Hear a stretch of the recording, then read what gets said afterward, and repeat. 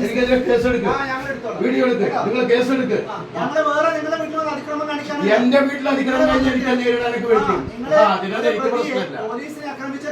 Police ആക്രമിച്ച സാറേ, നിങ്ങൾ കുറെ കാലം ഈ പ്രവർത്തനം തുടങ്ങിയിട്ട് നമുക്കും അറിയാം.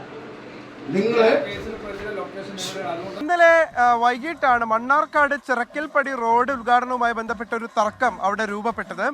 ജനകീയ സമിതി ആ റോഡ് ഉദ്ഘാടനം ചെയ്ത് ആ റോഡിലൂടെ സഞ്ചരിക്കാൻ തയ്യാറെടുക്കുന്നു. ഇന്നാണ് സത്യത്തിൽ മന്ത്രി മുഹമ്മദ് റിയാസ് ആ റോഡ് ഉദ്ഘാടനം ചെയ്യേണ്ടിയിരുന്നത്.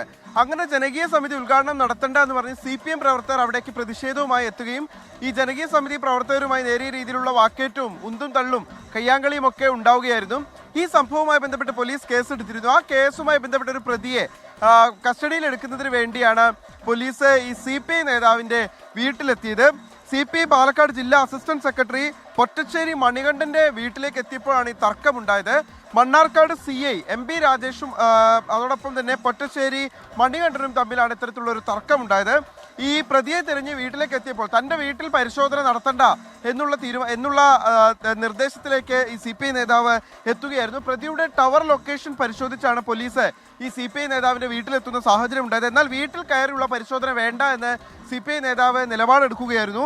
വാക്കേറ്റത്തെ തുടർന്ന് പോലീസ് പിന്നീട് പ്രതിയെ തിരയാതെ, അതായത് വീട്ടിൽ തിരയാതെ അവർ മടങ്ങിപ്പോവുകയായിരുന്നു. ഇക്കാര്യത്തിൽ നിയമ നടപടി സ്വീകരിക്കുമെന്നാണ് പോലീസ് വ്യക്തമാക്കുന്നത്.